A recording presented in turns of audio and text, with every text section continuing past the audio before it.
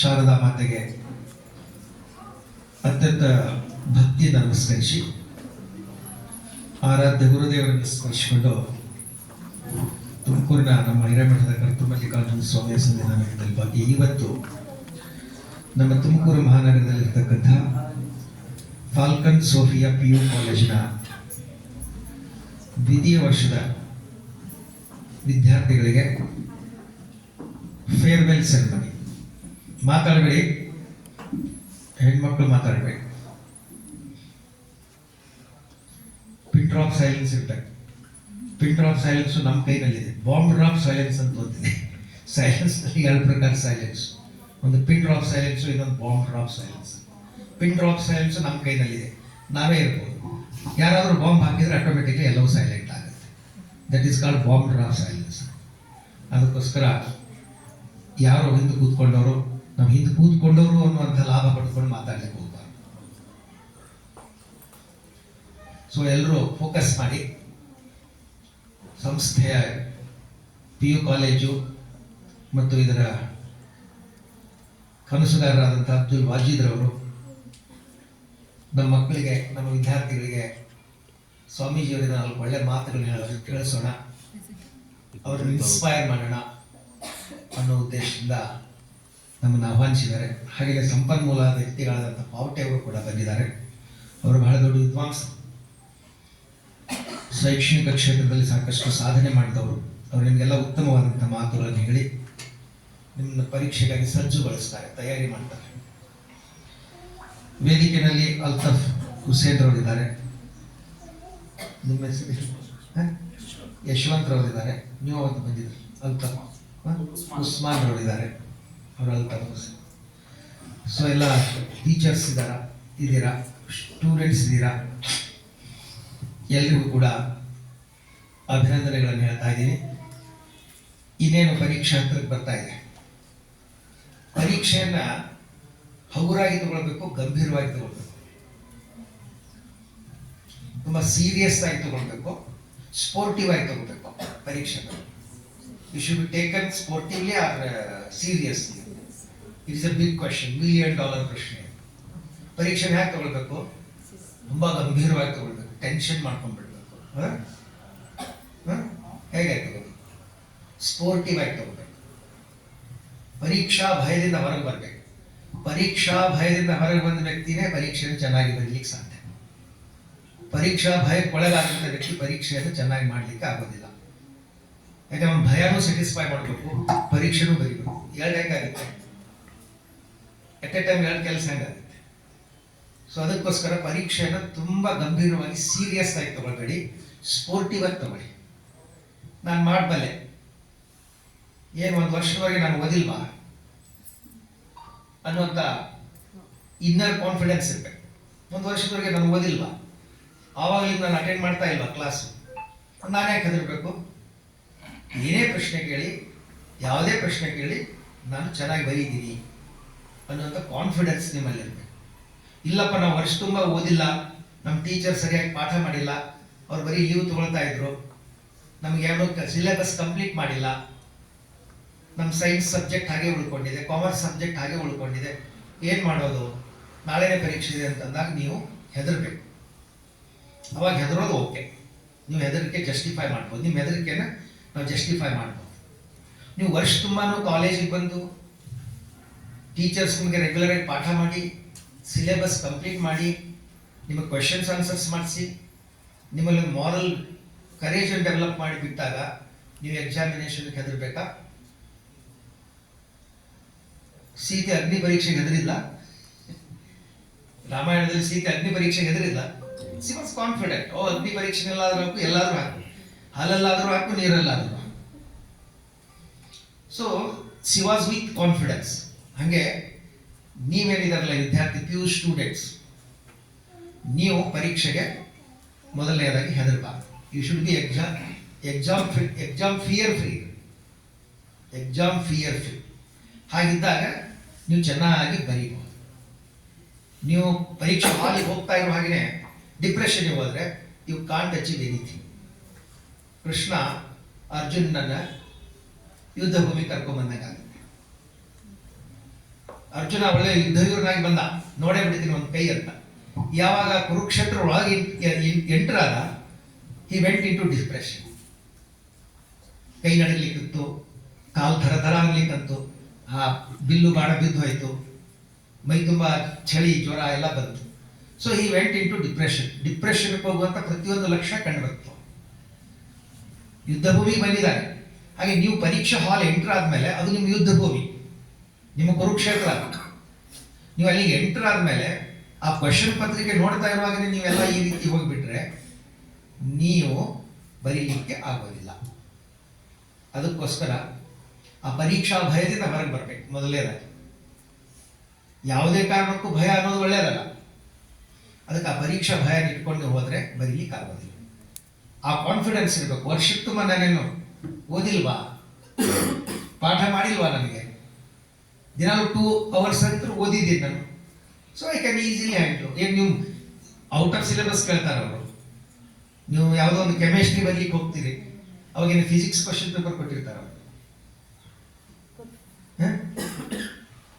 ನೀವೇನೋ ಅಕೌಂಟೆನ್ಸಿ ಬರೀಲಿಕ್ಕೆ ಹೋಗಿರ್ತೀರಿ, ನಿಮಗೆ ಮತ್ತೊಂದು ಏನಾದರೂ ಕೊಟ್ಟಿರ್ತಾರೆ ಅವರು. ಸೊ ಅದಕ್ಕೋಸ್ಕರ ಮೊದಲನೇದಾಗಿ PU ವಿದ್ಯಾರ್ಥಿಗಳಿಗೆ ನಾನು ಹೇಳ್ತಾ ಇರೋದು, ನೀವು ಭಯ ಬಿಟ್ಟು ಪರೀಕ್ಷಾ ಹಾಲಿಗೆ ಹೋಗಬೇಕು. ಆಮೇಲೆ ತುಂಬಾನೇ ಟೆನ್ಷನ್ ಮಾಡ್ಕೊಂಡು ಹೋಗ್ಬಾರ್ದು. ನಾನು ಇಷ್ಟು ಅಂಕಗಳು ತಗೊಳ್ಳೇಬೇಕು, ಇಷ್ಟು ಕ್ವಶನ್ ಸಾಲ್ವ್ ಮಾಡಲೇಬೇಕು ಅನ್ನುವಂಥ ಟೆನ್ಷನ್ ಬಿಟ್ಕೊಂಡು ಹೋಗ್ಬೇಕು. ಎಷ್ಟೋ ಅಷ್ಟು ಯದೃಚ್ಛಾ ಲಾಭ ಸಂತುಷ್ಟ ಅಂತ ಭಗವದ್ಗೀತೆಯಲ್ಲಿ ಹೇಳ್ತಾರೆ. ಎಷ್ಟು ಬರುತ್ತೋ ಅಷ್ಟು ಚೆನ್ನಾಗಿ ಬರೀತೀನಿ. ನಾನು ಎಲ್ಲ ಕ್ವಶನ್ನು ಮಾಡಬೇಕು, ಎಲ್ಲನೂ ಕಂಪ್ಲೀಟ್ ಮಾಡಬೇಕು ಅನ್ನುವಂಥ ಈ ಪೂರ್ವಭಾವಿ ನಿರ್ಣಯದೊಂದಿಗೆ ನೀವು ಹೋದರೆ ನೀವು ಅಚೀವ್ ಮಾಡ್ಲಿಕ್ಕೆ ಆಗೋದಿಲ್ಲ. ಅದಕ್ಕೋಸ್ಕರ ಎಷ್ಟು ಬರುತ್ತೋ ಅಷ್ಟನ್ನು ಚೆನ್ನಾಗಿ ಬರೀತೀನಿ, ಕಂಪ್ಲೀಟ್ ನಾನು ಮಾಡ್ತೀನಿ ಅನ್ನುವಂಥ ಅದನ್ನು ಬಿಟ್ಬಿಡಿ. ಮಾಡಬೇಕು, ಆದರೆ ಆ ಭಯಕ್ಕೆ ಒಳಗಾಗಬಾರ್ದು, ಆ ಟೆನ್ಷನ್ಗೆ ಒಳಗಾಗಬಾರ್ದು. ಆ ನಿಟ್ಟಿನಲ್ಲಿ ಅದು ಒಂದು ಟೆನ್ಷನ್ ಮುಕ್ತಿ ಮಾಡ್ಕೊಂಡು ಒಳಗೆ ಹೋದರೆ ನೀವು ಚೆನ್ನಾಗಿ ಬರೀಬಹುದು. ಆಮೇಲೆ ಒಂದು ಕಾನ್ಫಿಡೆನ್ಸ್ ಲೂಸ್ ಮಾಡ್ಕೋಬಾರ್ದು. I can do it philosophy. Abdul Kalam ರವರು ಒಂದು ಫಿಲಾಸಫಿ ಕಲಿಸಿಕೊಟ್ಟಿದ್ದಾರೆ ನಮಗೆಲ್ಲ. I can do it philosophy. ನಾನು ಮಾಡಬಲ್ಲೆ, ನನಗೆ ಯಾಕೆ ಆಗೋದಿಲ್ಲ, ನಿಮ್ಮನ್ನು ನೀವೇ ಪ್ರಶ್ನೆ ಮಾಡ್ಕೋಬೇಕು. ನನಗೆ ಯಾಕೆ ಆಗೋದಿಲ್ಲ ಅನ್ನೋದನ್ನು ನಿಮ್ಮನ್ನು ನೀವೇ ಪ್ರಶ್ನಿಸಿಕೊಂಡು ನಾನು ಮಾಡ್ತೇನೆ.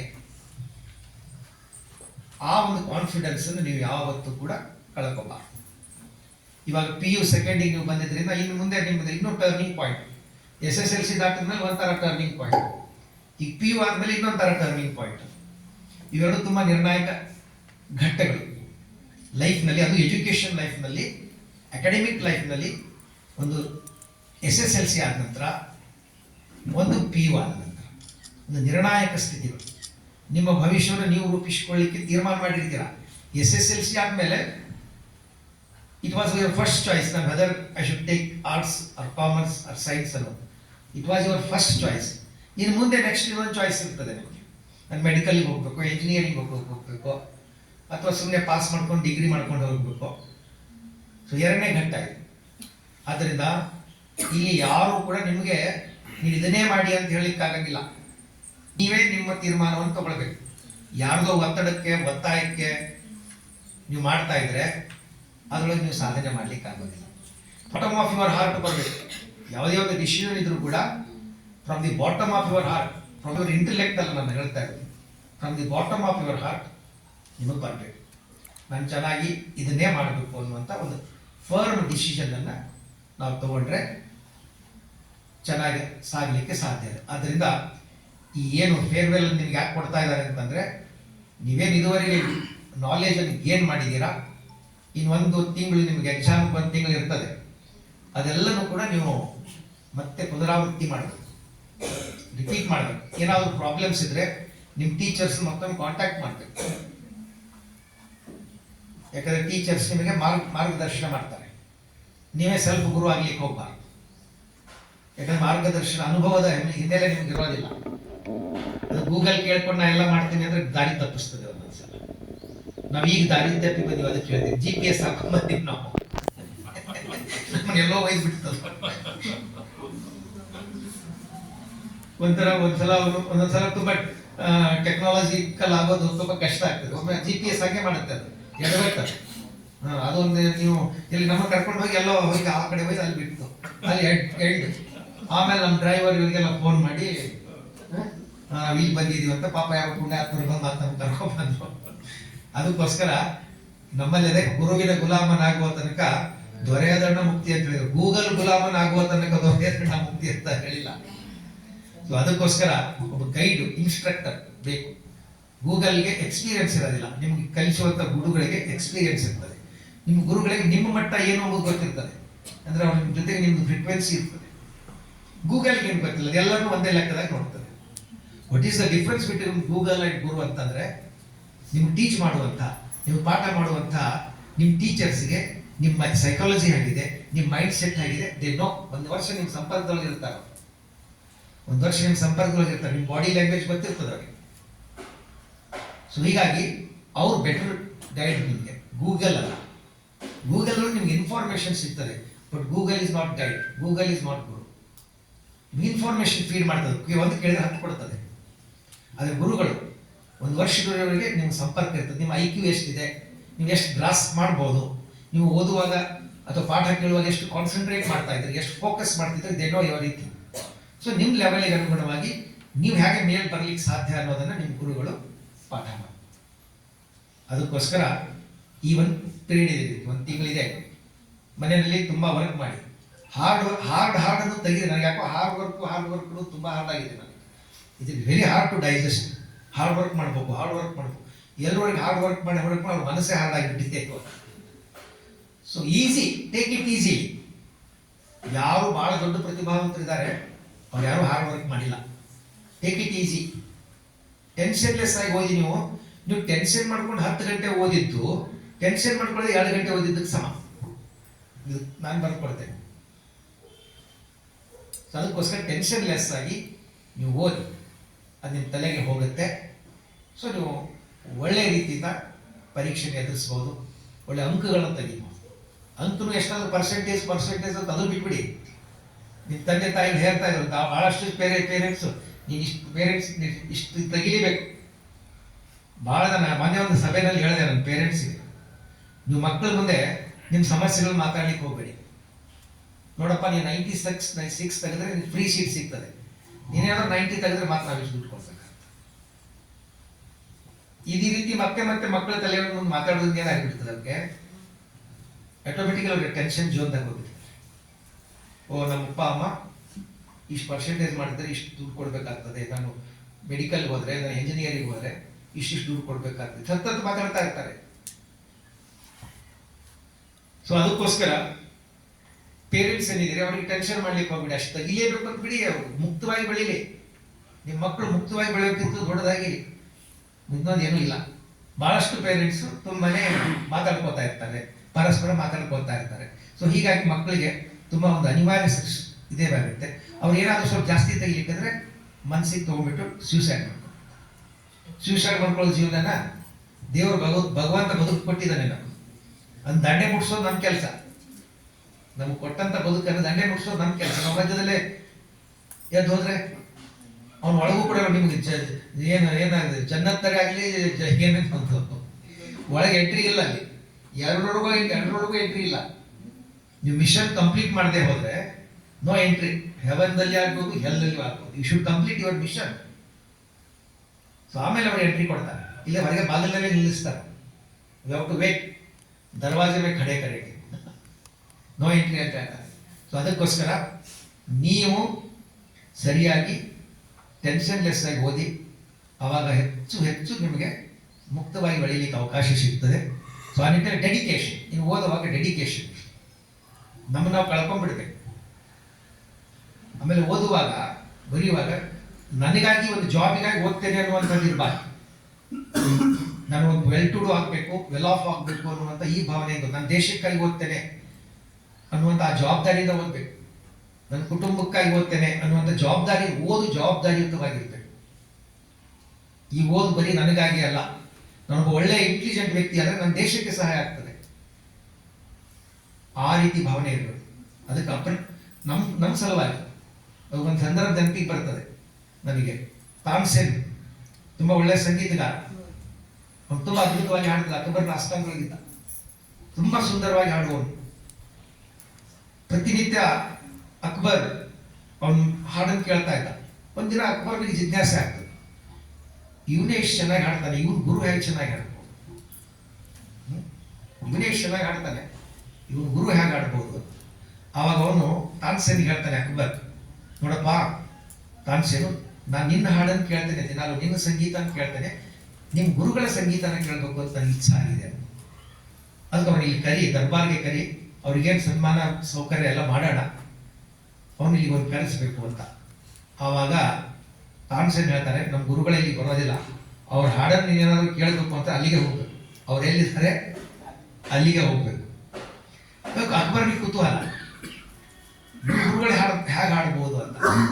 ಆವಾಗ ಒಂದಿನ ಹೋಗ್ತಾರೆ, ಅಂದ್ರೆ ಛದ್ಮವೇಷದಲ್ಲಿ ಹೋಗ್ತಾರೆ, ಬೇರೆ ವೇಷ ಹಾಕೊಂಡು, ಗೊತ್ತಾಗಬಾರ್ದು ಮಹಾರಾಜ್ ಅಂತ ಗೊತ್ತಾಗಬಾರ್ದು. ಹೋಗಿ ಬೆಳದಿಂಗಳ ರಾತ್ರಿ ಅವರು ಒಂದು ಮರದ ಕೂತ್ಕೊಂಡು ಹಾಡ್ತಾ ಇರ್ತಾರೆ. ತಾನ್ಸೇನ್ ಗುರುಗಳು ಇವ್ರು ದೂರದಲ್ಲಿ ನಿಂತ್ಕೊಂಡು ಕೇಳ್ತಾರೆ. ಹಾಡ್ತಾ ಹಾಡ್ತಾ ಇಷ್ಟೊಂದು ಅದ್ಭುತವಾಗಿ ಹಾಡ್ತಾರೆ, ಅಕ್ಬರ್ ಪೂರ್ತಿ ಅದರಲ್ಲಿ ಕಳೆದು ಹೋಗ್ತಿರ್ತಾರೆ. ಆವಾಗ ಕೇಳ್ಕೊಂಡು ಬಂದ್ಬಿಡ್ತಾರೆ. ಮಾರನೇ ದಿವಸ ಅರಮನೆಯಲ್ಲಿ ತಾನ್ಸೇನ್ರಿಗೆ ಅಕ್ಬರ್ ಹೇಳ್ತಾರೆ, ಏನು ನಿಮ್ಮ ಸಂಗೀತ ಕೇಳಿದಾಗ ನನಗೆ ಸಂತೋಷ ಆಗ್ತಿತ್ತು, ಅದು ನಿಮ್ಮ ಗುರುಗಳ ಸಂಗೀತ ಕೇಳಿದಾಗ ನನಗೆ ಪರಮ ಸಂತೋಷ ಆಯಿತು, ನನ್ನನ್ನೇ ನಾನು ಕಳ್ಕೊಂಡೆ, ಅಪ್ನೆ ಆಪ್ಕೋ ಹಂಗೆ ಹೋಗೈತೆ, ನನ್ನನ್ನೇ ನಾನು ಕಳ್ಕೊಂಡ್ಬಿಟ್ಟೆ. ಯಾಕೆ ಅಂತ, ಯಾಕೆ ಹೀಗಾಯ್ತು ಅಂದಾಗ ತಾನ್ಸೇನ್ ಹೇಳ್ತಾನೆ, ಮೈ खुद के लिए गाता हूं, मेरे जो गुरुजी है वो खुदा के लिए गाते हैं, दिस इज द डिफरेंस. ನಾನು ನನ್ನ ಸಲುವಾಗಿ ಹಾಡ್ತೇನೆ, ನಿಮ್ ಸಂತೋಷ ಪಡಿಸೋದಕ್ಕಾಗಿ ಹಾಡ್ತೇನೆ, ಆದರೆ ಅವರು ಭಗವಂತನಿಗೆ ಹಾಗೆ ಹಾಡ್ತಾರೆ. ಹಾಗೆ ನಿಮ್ಮ ಓದು ಖುದ್ ಕೆ ಲಿಯೇ ನೈ, ಫ್ಯಾಮಿಲಿಗೆ, ದೇಶಕ್ಕಾಗಿ. ನೀವು ದೇಶಕ್ಕೆ ಒಳ್ಳೆ ವ್ಯಕ್ತಿ ಆಗಬಾರ್ಬೇಕು, ಅಸೆಟ್ ಆಗ್ತಾರೆ. ಈಗ ಅಬ್ದುಲ್ ಕಲಾಂ ಅವರು ಆಗಲಿಲ್ವಾ, ಇವಾಗ ಜನ ಅಸೆಟ್ ಅಂತ ಒಂದು ಅಣುಬಾಂಬನ್ನು ತಯಾರಿಸಿ ಭಾರತವನ್ನ ಸ್ವಾವಲಂಬಿಯನ್ನಾಗಿ ಮಾಡಿ, ಯಾರಿಗೂ ಭಾರತ ಡೋಂಟ್ ಕೇರ್ ಮಾಸ್ಟರ್ನ ಮಾಡಿದ್ರಲ್ಲ, ಅವರು ಓದಿದ ಬರೀ ಅವರಿಗಾಗಿನ ದೇಶಕ್ಕಾಗಿ ಓದಿದ್ರು, ದೇಶದ ಘನತೆಯನ್ನು ಹೆಚ್ಚಿಸೋದಕ್ಕಾಗಿ ಓದಿದ್ರು. ಸೊ ಆ ನಿಟ್ಟಿನಲ್ಲಿ ಓದುವಾಗ ಬಹಳ ದೊಡ್ಡ ಕನಸಿರಲಿ, ಒಂದು ಜಾಬ್ ಸಿಕ್ಕರೆ ಸಾಕು, ಒಂದು ತರಗತಿ ಪಾಸ್ ಆದ್ರೆ ಸಾಕು, ಈ ರೀತಿ ತುಂಬ 3ನೇ ತರಗತಿ ಕನಸನ್ನು ಕಾಣ್ಲಿಕ್ಕೆ ಹೋಗ್ಬೇಡಿ. ಥರ್ಡ್ ರೇಟ್ ಡ್ರೀಮ್ಸ್ ಅಂತ, ಪಾಸ್ ಆದ್ರೆ ಸಾಕು, ಏನೋ ಒಂದು ನೌಕರಿ ಸಿಕ್ಕರೆ ಸಾಕು, ಈ ರೀತಿ ದೊಡ್ಡ ಕನಸುದಾರರು ಒಂದು ದೊಡ್ಡ ಕನಸನ್ನು ಕಾಣಬೇಕು. ನಾವು ಆಗೋದು ಬಿಡೋದು ಅದು ಇಟ್ ಇಸ್ ಲೆಫ್ಟ್ ಹಿಮ್. ಕನಸನ್ನು ಮಾತ್ರ 35% ತಗೊಂಡ್ರೆ ಸಾಕು ಅನ್ನೋದು, ಈ ಒಂದು 3ನೇ ತರಗತಿ ಕನಸನ್ನು ಕಾಣದೆ ನಾನು ಔಟ್ ತೆಗಿತೀನಿ ಅನ್ನುವಂಥ ಕಾನ್ಫಿಡೆನ್ಸ್ನಿಂದ ನೀವು ಓದ್ತಾ ಹೋಗಿ ತುಂಬ ಚೆನ್ನಾಗಿ ಆಗ್ತದೆ. ಸೊ ಆ ನಿಟ್ಟಿನಲ್ಲಿ PUC ವಿದ್ಯಾರ್ಥಿಗಳು ನೀವೆಲ್ಲರೂ ಕೂಡ ಈ ಸಂಸ್ಥೆಯಲ್ಲಿ ಓದಿದ್ದೀರ. ಪಾಪ ನಮ್ಮ ಅಬ್ದುಲ್ ಅಜೀಜ್ರವರು ಈಗಾಗಲೇ ಒಂದು ಪ್ರೈಮರಿ ಸ್ಕೂಲ್ ಮಾಡಿ, ನಮ್ಮ ಯಶವಂತ್ ಅವ್ರು ಹೇಳ್ದಂಗೆ ಅಲ್ಲೆಲ್ಲ ಪ್ರೈಮರಿ ಸ್ಕೂಲ್ ಎಜುಕೇಶನ್ ಎಲ್ಲ ಕೊಟ್ಟಿದ್ದಾರೆ. ಕಳೆದ ಸಲ ನಾನು ಬಂದಿದ್ದೆ. ಇವಾಗ ಇದು PU ಕಾಲೇಜಲ್ಲಿ ಮಾಡಿದ್ದಾರೆ, ಚೆನ್ನಾಗಿದೆ, ಇನ್ಫ್ರಾಸ್ಟ್ರಕ್ಚರ್ ಎಲ್ಲ ಚೆನ್ನಾಗಿದೆ, ಕ್ಲಾಸ್ ರೂಮ್ಸ್ ಎಲ್ಲ ಚೆನ್ನಾಗಿದೆ, ಟೀಚರ್ಸ್ ಒಳ್ಳೆ ಕ್ವಾಲಿಫೈಡ್ ಟೀಚರ್ಸ್ ತಗೊಂಡಿದ್ದಾರೆ. ಈಗಾಗಲೇ ನಂಬರ್ ಕೂಡ ಅಡ್ಡಿಯಿಲ್ಲ, ಫಸ್ಟ್ ಇಯರ್ನಲ್ಲೇ ಅರೌಂಡ್ 70 to 100 ಇದೆ ಅಂತ, ತುಂಬ ಒಳ್ಳೆ ಗುಡ್ ನಂಬರ್ ಇದೆ. ಸೊ ಅದಕ್ಕೆ ನೀವು ಚೆನ್ನಾಗಿ ಅಂಕಗಳನ್ನು ತಗೊಂಡು ಮಾರ್ಕ್ಸ್ ತಗೊಂಡ್ರೆ ಏನಾಗುತ್ತೆ, ಸಂಸ್ಥೆಗೆ ಹೆಸರು, ನಮಗೆ ಸೀಟ್ ಬೇಕು ಅಂತ ಕ್ಯೂ ಹಚ್ಚಿ ನಿಲ್ತಾರೆ. ಅದಕ್ಕೆ ಒಂದು ಕಾಲೇಜಿನ ಭವಿಷ್ಯ ಎದ್ರ ಮೇಲೆ ನಿಂತ್ಕೊಂಡಿದೆ ಅಂದರೆ ನಿಮ್ಮ ಮೇಲೆ ನಿಂತ್ಕೊಂಡಿದೆ. ಅದಕ್ಕೆ ಚೆನ್ನಾಗಿ ಡೆಡಿಕೇಟೆಡ್ ಆಗಿ ಓದಿ, ಭಯಬಿಟ್ಟು ಓದಿ, ನಿರಾಳವಾಗಿ ಓದಿ, ಒಳ್ಳೆ ಕನಸನ್ನು ಇಟ್ಕೊಂಡು ಓದಿ, ನಿಮಗೆ ದೇವರು ಒಳ್ಳೇದು ಮಾಡ್ತಾನೆ. ಕಾನ್ಫಿಡೆನ್ಸನ್ನು ಯಾವಾಗಲೂ ಕೂಡ ಬಿಟ್ಕೊಡ್ಬೇಕು. ನಿಮ್ಮ ಕಾನ್ಫಿಡೆನ್ಸ್, ಯಾರು ನಿಮ್ಮನ್ನ ಬೇರೆಯವ್ರು ಅಂಡರ್ ಎಸ್ಟಿಮೇಟ್ ಮಾಡಿದ್ರೆ ಮಾಡಲಿ, ಆದರೆ ನಿಮ್ಮನ್ನು ನೀವು ಅಂಡರ್ ಎಸ್ಟಿಮೇಟ್ ಮಾಡ್ಕೊಳ್ಳಿ. ಭಗವದ್ಗೀತೆಯಲ್ಲಿ ಒಂದು ಮಾತಿದೆ, ಆತ್ಮಾನಂ ಉದ್ಧರೇತ್ ಆತ್ಮಾನಂ ಅಂತ.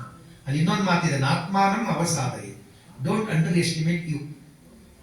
ಅದಕ್ಕೂ ನಾವು ಯಾವಾಗಲೂ ಕೂಡ ನಿರಂತರವಾಗಿ ಪ್ರಯತ್ನ ಮಾಡ್ತಾ ಹೋದ್ರೆ ಗೆಲುವು ಖಂಡಿತ. ನಾನು ತುಂಬ ಇಂಟೆಲಿಜೆಂಟ್ ಇದ್ದೀನಿ ಅಂತ ಓವರ್ ಕಾನ್ಫಿಡೆನ್ಸ್ ಇದೆ ಅಲ್ಲ, ಅದು ಕೂಡ ಭಾಳ ಡೇಂಜರ್. ಕಾನ್ಫಿಡೆಂಟ್ ಆಗಿರ್ಬೇಕು, ಓವರ್ ಕಾನ್ಫಿಡೆಂಟ್ ಆಗಿರ್ತಾರೆ. ಅದು ಕಚುವ ಖರಗೋಶ್ ಕತೆ ಗೊತ್ತಿದೆ ನಿಮಗೆ. ಕಚುವ ಅವ್ರ ಖರಗೋಶ್ ನಾವು ಚಿಕ್ಕದಲ್ಲಿ ಓದ್ತಾ ಇದ್ದೀವಿ. ಅವರು ಇಬ್ಬರು ಸ್ನೇಹಿತರು. ಕಚುವ ಅವ್ರ ಖರಗೋಶ್ ಭಾಳ ಜಿಗರಿ ದೋಸ್ತ ಅವ್ರು ಎರಡು. ಒಂದು ದಿವಸ ಖರಗೋಶ್ ಬಲ ಬಂದು ಆಮೇಲೆ ಹೇಳ್ತದೆ ನಾವಿಬ್ರು ರನ್ನಿಂಗ್ ಕಾಂಪಿಟೇಷನ್ ಮಾಡೋಣ ಅಂತ. ಆವಾಗ ಆಮೇಲೆ ಹೇಳ್ತದೆ ನೀನೆಲ್ಲಿ ನಾನೆಲ್ಲಿ, ನನಗೂ ನಿನಗೂ ಅಜಿಗಜ ಅಂತಾರ, ನೀನು ನಾನು ಬೇಡ ಸ್ಪರ್ಧೆ. ಇಲ್ಲ ನಾನು ನಿನ್ನ ಜೊತೆ ಸ್ಪರ್ಧೆ ಮಾಡಲೇಬೇಕು, ಓಡಲೇಬೇಕು ಅಂತ. ಫ್ರೆಂಡ್ಶಿಪ್ ಅಲ್ಲ, ಆಯಿತು ಫ್ರೆಂಡಿಗೆ ಹರ್ಟ್ ಆಗಬಾರ್ದು ಅಂತ ತಯಾರಾಗುತ್ತೆ. ಆವಾಗ ಸ್ಪರ್ಧೆ ನಡೀತದೆ. ಪರ್ಟಿಕ್ಯುಲರ್ ಡೇ ದಿವಸ ಸ್ಪರ್ಧೆ ನಡೀತದೆ. ಎರಡು ಗ್ರೀನ್ ಸಿಗ್ನಲ್ ತೋರಿಸಿದ ಮೇಲೆ ಶುರು ಮಾಡ್ತಾರೆ. ಮೊಲ ಓಡಿಬಿಡ್ತದೆ. ಪಾಪ ಆಮೇಲೆ ತೆವಳುತ್ತಾ ಹೋಗ್ತಾರೆ. ಕತೆ ಹಿಂದಿರ್ತಕ್ಕಂಥ ನೀತಿ ನೋಡ್ತಾರೆ. ಓಡಿ ಹೋಗಿ ಒಂದು ಕಡೆ ನಿಂತ್ಕೊಳ್ತಾರೆ. ಬಟವಾಡಿಗೆ ಹೋಗಿ ನಿಂತ್ಕೊಂಡ್ಬಿಡ್ತು. ಇನ್ನೂ ಆಮೇಲೆ ಬರಬೇಕಾದ್ರೆ ಇನ್ನೂ ಟೈಮ್ ಆಗುತ್ತೆ, ಅದು ಬರೋ ತನಕ ಸ್ವಲ್ಪ ಸುಧಾರಿಸೋಣ ಅಂತ ಸ್ವಲ್ಪ ರೆಸ್ಟ್, ಒಂದು ನ್ಯಾಪ್ ಅಂತ ಒಂದು ನ್ಯಾಪ್ ತಗೊಳ್ಳೋಣ ಅಂತ ಮಲಗ್ತು. ಅದು ನ್ಯಾಪ್ ಹೋಗಿ ಅದು ಸ್ಲೀಪ್ನಲ್ಲಿ ಕನ್ವರ್ಟ್ ಆಯ್ತು. ಇದು slow and steady wins the race ಅಂದಂಗೆ ತೆವಳುತ್ತಾ ಬಂದು ಆ ಬಟವಾಡಿಯಲ್ಲಿರ್ತಕ್ಕಂಥ ಮರದ ಕೆಳಗೆ ಮಲಗಿತ್ತಿದ್ದು. ಅದನ್ನು ನೋಡ್ತು, ಎಚ್ಚರಿಸ್ಲಿಲ್ಲ. ಕಾಂಪಿಟೇಷನ್ ಇಲ್ಲಿದ್ರೆ ಫ್ರೆಂಡ್ ಅಂತ ಎಬ್ಬಿಸ್ಬೋದಾಗಿತ್ತು. ಕಾಂಪಿಟೇಷನು. ಸೊ ಎಚ್ಚರಿಸ್ತು. ಹಂಗೆ ಅಲ್ಲಿಂದ ಪಾಸ್ ಆಗ್ತು. ಸೊ ಅಷ್ಟೊಂದು ಎಚ್ಚರ ಆಗಿದ್ದಕ್ಕೆ ಮಲಕ್ಕೆ. ಎಚ್ಚರ ಮೇಲೆ ಯಾವ ಕಡೆ ನೋಡ್ಬೇಕಾಗಿತ್ತು? ತಾನು ಹೋಗ್ಬೇಕಾದ್ದಕ್ಕೆ ಯಾವುದು ತನ್ನ ಡೆಸ್ಟಿನೇಷನ್ ಆ ಕಡೆ ನೋಡ್ಬೇಕಾಗಿತ್ತು. ಇದೇನ್ ಮಾಡ್ತು? ಸ್ಕ್ರೀನ್ ನೋಡಿ ಇನ್ನು ಕಾಣಲಿಲ್ಲ. ಅದು ಈ ಕಡೆ ನೋಡಿದ್ರೆ ಗೊತ್ತಾಗೋದು, ಅದಕ್ಕೆ ಪಾಸ್ ಆಗ್ತಾ ಇರೋದು ಗೊತ್ತಾಗೋದು, ಓಡಿ ಹೋಗ್ಬೋದಾಗಿತ್ತು. ಬಟ್ ಅದೇನ್ ಮಹಾ ಇನ್ನೊಬ್ರನ್ನ ಅಂಡರ್ ಎಸ್ಟಿಮೇಟ್ ಮಾಡ್ಲಿಕ್ಕೆ ಹೋಯ್ತು. ಅದೇನ್ ಮಹಾ ಮತ್ತೆ ಈ ಕಡೆ ನೋಡಿದ್ರು, ಕಾಣಿಸ್ತಿಲ್ಲ. ಇನ್ನೂ ಬಂದೇ ಇಲ್ಲ, ಅದು ಇನ್ನೂ ಬರ್ಬೇಕಾದ್ರೆ 15 ನಿಮಿಷದ ಮತ್ತೆ ಮಲ್ಕೊಂಡು. ಸೊ ಅಷ್ಟರಲ್ಲಿ ಇದು ಹೋಗಿ ರೀಚ್ ಆಯ್ತು. ಕ್ಯಾಪ್ಸ್ ಅಂದ್ರೆ ರೀಚ್ ಆಗಿಬಿಡ್ತಿದ್ರು. ಅವಾಗ ಮತ್ತೆ ಎಚ್ಚರ ಆಯ್ತದೆ. ಈ ಕಡೆ ನೋಡ್ತದೆ, ಇನ್ನೂ ಬಂದಿಲ್ಲ, ನಾನು ಹೋಗಿಬಿಡೋಣ, ನನಗೆ ರೆಸ್ಟ್ ಆಯ್ತಲ್ಲ ಅಂತ ಅಲ್ಲಿ ಹೋಗ್ತದೆ. ಅಲ್ಲಿ ಒಳ್ಳೆ ವಿಕ್ಟರಿ ಸೆರೆಮನಿ ನಡೆದಿದೆ. ನಿಮ್ಗೆ ಹ್ಯಾಂಗ್ ಫೇರ್ವೆಲ್ ಸೆರೆಮನಿ ನಡೆದಿದೆ. ಅಲ್ಲಿ ವಿಕ್ಟರಿ ಸೆರೆಮನಿ ನಡೆದಿದೆ. ಎಲ್ಲ ಬಲೂನ್ ಹಾರಿಸ್ತಾ ಇದ್ದಾರೆ, ಪಟಾಕಿ ಹೊಡಿತಾ ಇದ್ದಾರೆ, ಸ್ವೀಟ್ ಹಂಚ್ತಾ ಇದ್ದಾರೆ, ಕೇಕ್ ಕಟ್ ಮಾಡ್ತಾ ಇದ್ದಾರೆ. ಎಲ್ಲ ಪ್ರೆಸ್, ನಮ್ಮೆಲ್ಲ ಯೂಸುಫ್ ಎಲ್ಲ ಪ್ರೆಸ್ ಪರ್ಸನ್ಸ್ ಎಲ್ಲ ಬಂದು ಎಲ್ಲ ಗೋಲ್ಡ್ ಮೆಡಲ್ ಎಲ್ಲ ಆಮೇಲೆ ಖರಗೋಶ್ಕೊಳ್ಳೊಳಗೆ ಎಲ್ಲರೂ press meet, sir what is the secret of your success ಅಂತ. ಆವಾಗ ಖರಗೋಶ್ ಹೇಳ್ತದೆ, ಕಮಿಟ್ಮೆಂಟ್. ನನ್ನ ಗುರಿಯನ್ನ ನಾನು ತಲುಪೋವರೆಗೂ ನಾನು ನಿಲ್ಬಾರ್ದು. This was my commitment, so I won the race. ಅದಕ್ಕೆ ನೀವು ಎಂಟರ್ಟೈನ್ಮೆಂಟ್ ಅಂತ ಕೂತ್ಕೋಬಾರ್ದು. ವಿದ್ಯಾರ್ಥಿಗಳು ಕಮಿಟ್ಮೆಂಟ್ ಅಂತ ಕಮಿಟ್ ಆಗಬೇಕು. ಸೊ ಆವಾಗ ಅದಕ್ಕೆ ಹೇಳ್ತಾರೆ, ಅದು ಹೇಳ್ತಾರೆ ಕಮಿಟ್ಮೆಂಟ್ ನಾ ಗೆದ್ದೆ ಅಂತ. ಇದು ಕ್ಷಮತೆ ಇದೆ ನೋಡಿ. ಇಲ್ಲಿ ಗಮನಿಸಬೇಕು ವಿದ್ಯಾರ್ಥಿಗಳು, ಬಹುಮುಖ್ಯವಾಗಿ ವಿದ್ಯಾರ್ಥಿಗಳು ಗಮನಿಸಬೇಕಾದಂತ ಅಂಶ ಏನಂದ್ರೆ, ಮೊದಲಲ್ಲಿ ಕ್ಷಮತೆ ಇದೆ, ಆದ್ರೆ ಕಮಿಟ್ಮೆಂಟ್ ಇಲ್ಲ. ಆಮೇಲೆ ಕ್ಷಮತೆ ಇಲ್ಲ, ಕಮಿಟ್ಮೆಂಟ್ ಇದೆ. ನಾನು ಬಹಳ ಇಂಟೆಲಿಜೆಂಟ್, ನಾನು 90 ತೆಗಿತೀನಿ, 100 ತೆಗಿತೀನಿ ಅನ್ನೋದು ಇರ್ತಾರೆ. ಇಂಟೆಲಿಜೆಂಟ್ ಇರ್ತೀರಾ, ಅದು ಕಮಿಟ್ಮೆಂಟ್ ಇರೋದು. ಆವಾಗ ನೀವು ಇಂಟೆಲಿಜೆಂಟ್ ಇದ್ರು ಕೂಡ ಸೋಲ್ಬೇಕಾಗ ನೋಡಿ. ಮನೆಯೊಳಗೇನೋ ಈ ಪರೀಕ್ಷೆ ಇದೆ, ಓದಿದ್ದೀರಾ, ಚೆನ್ನಾಗಿ ಓದಿದ್ದೀರಾ, ಸರಿಯಾಗಿ ನಾನು ಇನ್ನೊಂದು ತಿಂಗಳೊಳಗೆ ಎಲ್ಲ ಓದಿ ಹಾಕಬಲ್ಲೆ, ಇದೇ ನಿಮಗೆ ಆ ಕೆಪಾಸಿಟಿ. ಆದ್ರೆ ಮನೆಯೊಳಗೆ ಏನೋ ಒಂದು 2 ಇನ್ಸಿಡೆಂಟ್ ಆಯ್ತು ಅಂದ್ರೆ ನಿಮಗೆ ಕ್ಷಮತೆ ಇದೆ, ನೀವು ಸರಿಯಾಗಿ ಓದಲಿಲ್ಲ, ನಾನು ಒಂದು ತಿಂಗಳೊಳಗೆ ನಾನೆಲ್ಲ ಓದಿ ಹಾಕಬಲ್ಲೆ, ಸಿಲೆಬಸ್ ಕಂಪ್ಲೀಟ್ ಮಾಡಬಲ್ಲೆ. ಹೌದು, ಅದೇ ಆ ಕ್ಷಮತೆ ಇದೆ. ಆದ್ರೆ ಅವಾಗನೇ ನಿಮಗೆ ಮನೆಯೊಳಗೆ ಏನೋ ಒಂದು 2 ಇನ್ಸಿಡೆಂಟ್ ಆಯ್ತು, ಅವಾಗ ನಿಮ್ಗೆ ಕಾನ್ಸಂಟ್ರೇಟ್ ಮಾಡ್ಲಿಕ್ಕಾಗುತ್ತಾ? ಇಲ್ಲ. ಅದಕ್ಕೋಸ್ಕರ ಸಿನ್ಸ್ ಫ್ರಮ್ ಡೇ ಒನ್ ನಿಮ್ಮ ಕಾಲೇಜು, ನಿಮ್ಮ ಕ್ಲಾಸಸ್ಸು ಶುರುವಾದ since from day one you have to start. ಒಂದೊಂದು ಗಂಟೆ ಅಷ್ಟು ಓದಿದ್ರೆ ನಿಮ್ಮ ತಲೆ ಚೆನ್ನಾಗಿರ್ತದೆ. ಯಾಕಂದ್ರೆ ನಿಮಗೆ ಇನ್ನೂ ಯಾವ ಜವಾಬ್ದಾರಿ ಇರೋದಿಲ್ಲ, ಎಲ್ಲ ತಂದೆ ತಾಯಿ ಮೇಲೆ ಇರ್ತದೆ ಜವಾಬ್ದಾರಿ. ನಿಮಗೆ ಏನೇ ಆದರೂ, ಇವತ್ತಿನ ತಂದೆ ತಾಯಿಗಳು ತುಂಬ ಅದ್ಭುತ. ಅವ್ರಿಗೆ ಎಷ್ಟೇ ಕಷ್ಟ ಆದರೂ ಕೂಡ ನಮಗೆ ಅವರು ನಿಮ್ಮ ನೀಡ್ಸ್ ಫುಲ್ಫಿಲ್ ಮಾಡ್ತಾರೆ. ಮೊದಲೆಲ್ಲ ಈಗ ಒಬ್ಬರೇ ಇಬ್ಬರೇ ಮಕ್ಕಳು ಇರ್ತಾರೆ, ಅವಾಗ 18-20 ಡಜನ್. ಹೀಗಾಗಿ ಅವ್ರಿಗೆಲ್ಲರಿಗೂ ಫುಲ್ಫಿಲ್ ಮಾಡ್ಲಿಕ್ಕೆ ಆಗ್ತಿರಲಿಲ್ಲ. ಆದರೆ ಇವತ್ತು ನೀವು ಒಬ್ಬರು ಇಬ್ಬರು 4 ಜನ ಇರೋದ್ರಿಂದ ನಿಮ್ಮನ್ನು ಫುಲ್ಫಿಲ್ ಮಾಡ್ತಾರೆ. ನಿಮ್ಗೆ ಲ್ಯಾಪ್ಟಾಪ್ ಅಂದರೆ ಲ್ಯಾಪ್ಟಾಪ್, ಮೊಬೈಲ್ ಅಂದರೆ ಮೊಬೈಲ್, 2 ವೀಲರ್ ಅಂದರೆ 2 ವೀಲರ್, ಏನೆಲ್ಲ ದೇವ್ರ ಮೊದಲು ದೇವ್ರು ತಥಾಸ್ತು ಅಂತ ಆಶೀರ್ವಾದ ಮಾಡ್ತಿದ್ದೆ ತಂದೆ ತಾಯಿ, ಅವರ ಆಶೀರ್ವಾದ ಮಾಡ್ತಾರೆ, ನಿಮ್ಗೆ ತಥಾಸ್ತು ಅಂತಾರೆ. ಸೊ ಅದಕ್ಕೋಸ್ಕರ ಅದನ್ನೆಲ್ಲ ಯೂಸ್ ಮಾಡ್ಕೊಳ್ಳಿ. ಆಮೇಲೆ ಮೊದಲೆಲ್ಲ ಓದಬೇಕಾದ್ರೆ ಕಷ್ಟಪಡಬೇಕಾಗ್ತಿತ್ತು, ವೆಹಿಕಲ್ ಇರ್ತಿರಲಿಲ್ಲ. ಆದರೆ ಇವಾಗೆಲ್ಲ ವೆಹಿಕಲ್ ಇದೆ, ಸೌಲಭ್ಯಗಳಿವೆ, ಲೈಬ್ರರಿಗಳಿವೆ, ಡಿಜಿಟಲ್ ಲೈಬ್ರರಿಗಳಿವೆ, ವೈಫೈ ಇದೆ, ಬಹಳ ಸೌಕರ್ಯಗಳಿವೆ. ಸೊ ಆಮೇಲೆ ಇನ್ನೊಂದು ಆರ್ಟಿಫಿಷಿಯಲ್ ಇಂಟೆಲಿಜೆನ್ಸು ಕೂಡ ಬಂದಿದೆ, ಅದು ಭಾಳ ಹೆಮ್ಮಾರಿ. ಅದಕ್ಕೆ ಆರ್ಟಿಫಿಷಿಯಲ್ ಇಂಟೆಲಿಜೆನ್ಸ್ ಬಂದು ನೀವು ಒರಿಜಿನಲ್ ಇಂಟೆಲಿಜೆನ್ಸ್ ಕಳ್ಕೊಬೇಡಿ.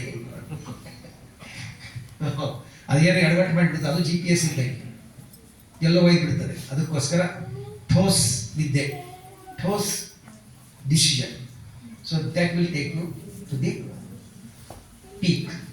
ಸೊ ಅದಕ್ಕೋಸ್ಕರ ಆ ರೀತಿ ಮಾಡಿ ಅಂತ ಈ ಸಂದರ್ಭದಲ್ಲಿ ಹೇಳ್ತಾ, 1 ವರ್ಷದವರೆಗೆ ನಿಮ್ಮ ಗುರುಗಳು, ನಿಮ್ಮ ಟೀಚರ್ಸು ಗೈಡ್ ಆಗಿ ನಿಮಗೆ ಗೈಡ್ ಮಾಡಿದ್ದಾರೆ, ಅವ್ರ ಬಗ್ಗೆ ಒಂದು ಕೃತಜ್ಞತೆ ಇರಲಿ.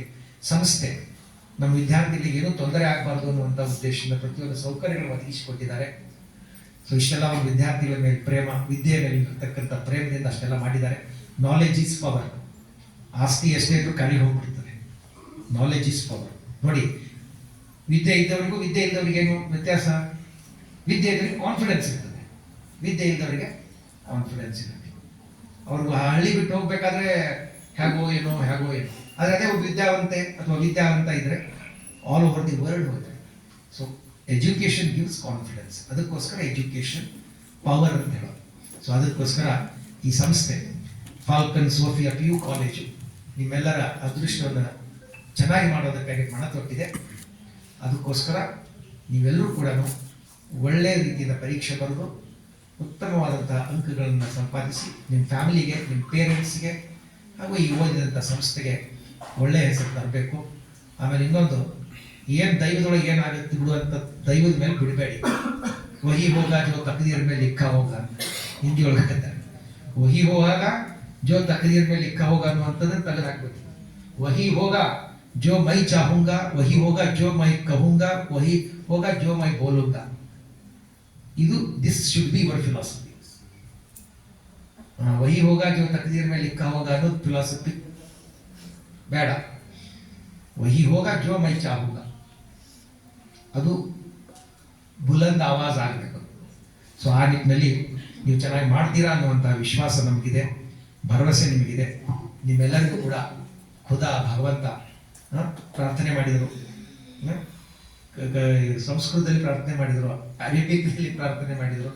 ಇದೆಲ್ಲನೂ ಕೂಡ ಮಾಡಿ ನಿಮಗೊಂದು ಹೊಸ ನ್ಯೂ ಸ್ಟಾರ್ಟಪ್, ನಿಮಗೆ ನಿಮ್ಮ ಬದುಕಿಗೆ ಒಂದು ನ್ಯೂ ಸ್ಟಾರ್ಟಪ್ ಕೊಡೋ ನಿಟ್ಟಿನಲ್ಲಿ ಇದೊಂದು ಪ್ರೇರಣಾದಾಯಕವಾದಂಥ ಒಂದು ಸಮಾರಂಭ ಏರ್ಪಡಿಸಿ.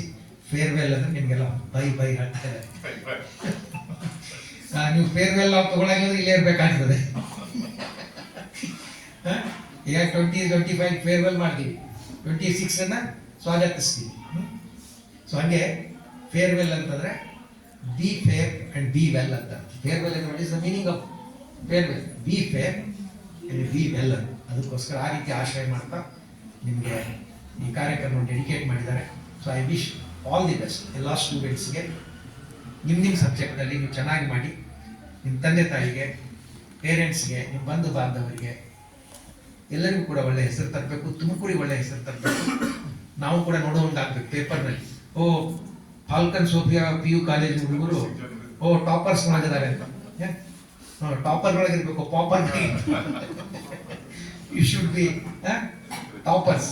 ಟಾಪ್ ಒಂದು ಹೆಸರು ಬರಬೇಕು. 10 ರಾಜ್ಯದೊಳಗೆ 10 ಇದರೊಳಗೆ PU Falcon Sophia PU college student ಇದ್ದಾರೆ ಅಂತ. ಸೊ ಅದು ಒಂದು ವಿಷನ್ ಇಟ್ಕೊಂಡು ಮುಂದೋಗಿ ಭಗವಂತ ಮೇಲೆ ವಿಶ್ವಾಸ ಇರಲಿ, ನಿಮ್ಮ ತಂದೆ ತಾಯಿ ಆಶೀರ್ವಾದ ತಗೊಳ್ಳಿ. ಸೊ ಎಲ್ಲನೂ ಚೆನ್ನಾಗಾಗ್ತದೆ. All is well, all is well ಅನ್ಕೊಂಡು all is well, all is well ಅಂದರೆ all will be well, all will be well. All is bad, all is bad ಅಂದ್ಕೊಂಡ್ರೆ ಯಾರು ಕೆಟ್ಟು. ಸೊ ಆ ಒಂದು ಸ್ಪಿರಿಟ್ ಅಲ್ಲಿ ಇಟ್ಕೊಂಡು ಮುಂದೆ ಹೋಗಿ ಅಂತ ತಿಳಿಸ್ತಾ ಈ ಸಂದರ್ಭದಲ್ಲಿ ಇನ್ನೊಮ್ಮೆ ಎಲ್ಲ PU ವಿದ್ಯಾರ್ಥಿ